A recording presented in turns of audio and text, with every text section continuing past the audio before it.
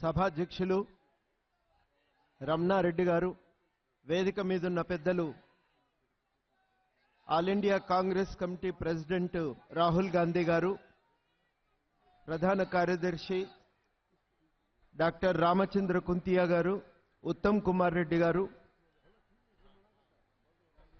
వేదిక మీదున్న పెద్దలందరికీ కాలాతీతం అవుతున్నది కాబట్టి మన్నించాలి. వేదిక మీదున్న పెద్దలందరికీ, ఈ సభలో ఆసీనులై ఉన్న మీ అందరికీ పేరు పేరున వందనం. ఇవాళ ఇక్కడ పరకాల నుంచి, భూపాల్పల్లి నుంచి, ములుగు నుంచి, అటు మంతెన్ నుంచి నలు చెరుగుల ఈ సభకు హాజరై సభకు వన్నె తెచ్చిన మిమ్మల్ని ముందుగా నేను అభినందిస్తున్నా. ఇక్కడ కూర్చున్న వాళ్ళకి ఈ 4 ఏళ్ల పాలనలో జరిగిన కష్టాలు నష్టాల గురించి నేను ప్రత్యేకంగా చెప్పవలసిన అవసరం లేదు. నల్ల బంగారాన్ని ఉత్పత్తి చేసే కార్మికులు ఉన్నారు, తెల్ల బంగారాన్ని ఉత్పత్తి చేసే రైతులు ఉన్నారు. ఇక్కడనే ఆసియా ఖండానికి ఖ్యాతిగాంచిన మిర్చి పంట పండించే రైతులు కూడా ఉన్నారు. భూములు కోల్పోయిన ఆదివాసులు ఉన్నారు. అందరికీ మరొక్కసారి నేను పేరు పేరున వందనం. నిజానికి ఈ 4 ఏళ్ల కాలంలో అందరికంటే తీవ్రంగా భారాన్ని మోసారంటే అది ఆదివాసులే. పట్టాలు ఉన్నా, గవర్నమెంట్ ఇచ్చిన అసైన్మెంట్ పట్టాలు ఉన్నా, ఫారెస్ట్ పట్టా ఉన్నా, బలవంతంగా భూములు లాక్కొని భూముల నుంచి బేదకలై చేసినటువంటి ఆదివాసులకు చాలా ఈ 4 ఏళ్ల పాలనలో అన్యాయం జరిగింది. ఎక్కడ మొరబెట్టుకున్నా దిక్కు లేదు, ఎవరితో చెప్పుకున్నా పట్టించుకున్నా నాదుడే లేదు. మనం ఏ కాగితం చూపించినా ఆ అటవీ శాఖ అధికారులకు కనికరం రాలేదు. చెట్ల పేరుతో భూమి గుంజుకున్నారు కానీ ఒక్క కాటారం నుంచి కాళేశ్వరం పోయే తొవ్వలో రోడ్డు వెడల్పు పేరుతో జరిగిన చెట్లను ఎంత నరికివేసినరో మనందరికీ తెలుసు. ఒకవైపు ఫారెస్ట్లు వినాశనం చేస్తూ ఇంకోవైపు ఫారెస్ట్ల పేరుతో మన భూములను గుంజుకున్నారు. వేలాది ఎకరాలు ఇవాళ ఆదివాసీ ప్రాంతాలు భూములు కోల్పోయినాయి. ఇక్కడనే ఉన్నటువంటి చాలా మంది రైతులకు భూ రికార్డుల ప్రక్షాళన పేరుతో ఉన్న హక్కులను ఊడగొట్టిండ్రు. ఎన్నడో కొనుక్కుంటుమి, సాదా బైనామా రాసుకుంటుమి, ఇప్పుడు అది పనికిరాదు, నీకు కాగితం ఏదన్నా రుజువు ఉంటే పట్టుకరమ్మన్నారు. అమ్మినోళ్ళెవలో వెనకడికి ఎక్కడున్నారో వాళ్ళ తాతల తండ్రులు ఎక్కడికి పోయినరో కూడా మనకు తెలియదు. కానీ ఇవాళ వాళ్ళు వచ్చి కూర్చున్నారు, ఈ భూమి నాదంటున్నారు. చాలా చోట్ల పట్టా ఉన్నా కాదని చెప్పి భూమిని పక్కన పెట్టినరు. మనకు కొత్త పాస్బుక్లు ఇవ్వనే లేదు. రైతులుగా భూ రికార్డుల ప్రక్షాళన పేరుతో మనకున్న భూమి పోయింది, భూమి మీద హక్కులు పోయినాయి. చెక్కు లేదు, బుక్కు లేదు అని చెప్పి రైతులు ఎక్కడ పోయినా ఆవేదనకు వ్యక్తం చేస్తూనే ఉన్నారు. అట్లాంటి సమస్యలే మనకు గిట్టుబాటు ధర విషయంలో. పంట బాగా పండింది కదా అనే ఆశతో మార్కెట్ పోతే రేటు పడిపోతుంది.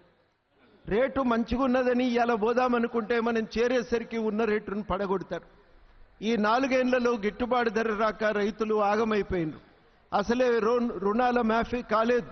ఆ రుణాల మాఫీ కాకపోవటంతో చాలామంది రైతులు ఆగమైపోయినారు.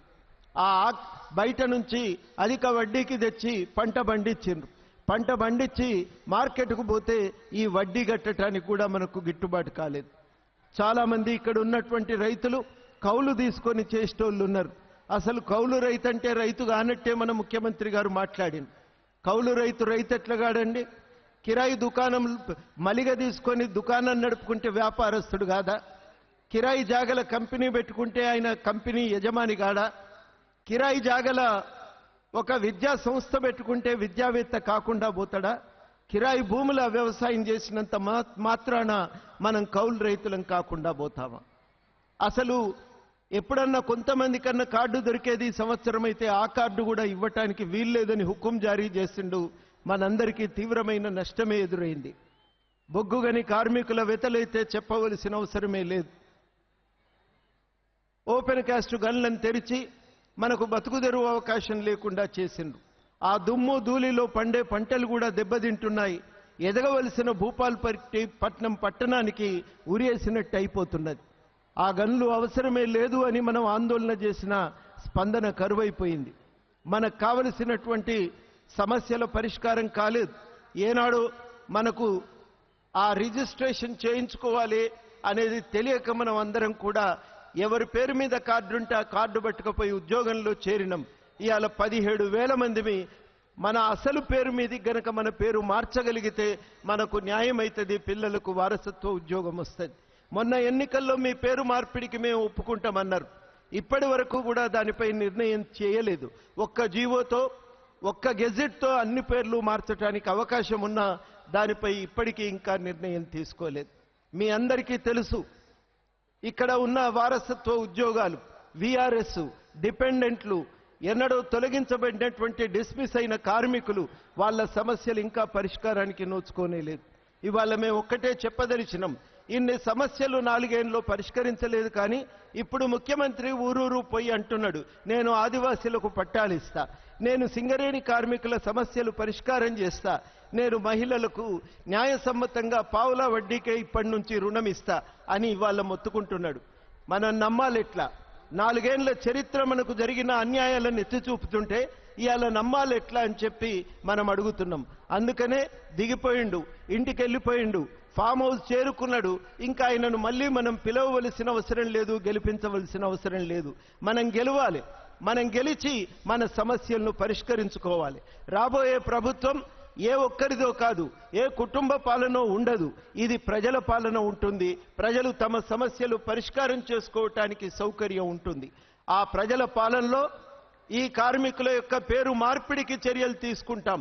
ఆ ప్రజల పాలనలో గిట్టుబాటు ధరలు దొరుకుతాయి, 2 లక్షల రుణమాఫీ ఉంటుంది. ఆ ప్రజల పాలనలో పిల్లలందరికీ ఫీజు రీయింబర్స్మెంట్ అమలవుతుంది. ప్రభుత్వ ఉద్యోగాలు ఖాళీ ఉన్న మేరకు భర్తీ జరుగుతాయి. ఉద్యోగం లేనటువంటి వాళ్లకు నిరుద్యోగ భృతి చెల్లించబడుతుంది. ఆ ప్రజల పాలనలో తప్పనిసరిగా మార్కెట్ అనేది నిర్వహణలో ప్రభుత్వ జోక్యం ఉంటుంది. ఆ ప్రభుత్వం ప్రజల సమస్యల పరిష్కారం కోసము, నిజంగా గిట్టుబాటు ధరలు ఇప్పించడం కోసం, మార్కెట్ సమస్యల పరిష్కారం కోసం పూనుకుంటుందని ఈ సందర్భంగా వాగ్దానం చేస్తున్నాం. మీ అందరికీ తెలుసు, ఎన్నికలప్పుడు ప్రతి ఒక్కరు మేనిఫెస్టో ప్రకటిస్తారు, తర్వాత మర్చిపోతారని. కానీ ఒక్క మాట చెప్పదలిచినాం, ఈ మేనిఫెస్టో అమలు కోసం ఎన్నికల తర్వాత కూడా ఒక యంత్రాంగం ఉంటుంది. ఆ యంత్రాంగం ఖచ్చితంగా మేనిఫెస్టోను అమలు చేసి తీరుతుంది. దానికోసం అన్ని పార్టీల ప్రతినిధులు సభ్యులుగా ఉంటారు. నాకు దాంట్లో ఒక కీలకమైన బాధ్యత ఉంటుంది. మనం అందరం కలిసి తెలంగాణ ఉద్యమ కాలంలో తెలంగాణ వస్తే ఏం జరుగుతుందని కలగన్నమో ఆ స్వప్నాన్ని సాకల్యం చేసుకోవటానికి ఒక అవకాశం ఉంటుంది.